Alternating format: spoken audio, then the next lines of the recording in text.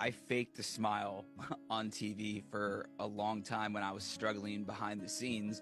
Well, it took over time. When people are on television and dream achieved, dream unlocked, people see that, right? And they just think this guy doesn't have any problems. Behind the smile, behind the sports reporting, I really didn't want to live anymore, and no one knew that. And it just got to a point where I couldn't hide it anymore. That's when Brandon says he knew he had to reach out for help.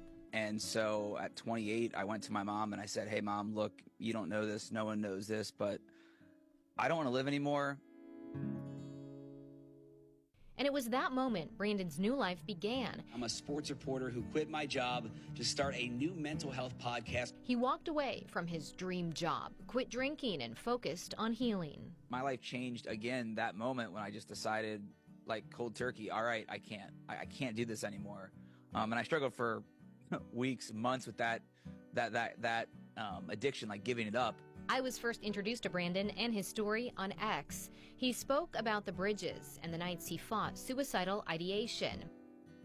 Now he wants people walking across those same bridges to know they're not alone by posting signs and mental health resources.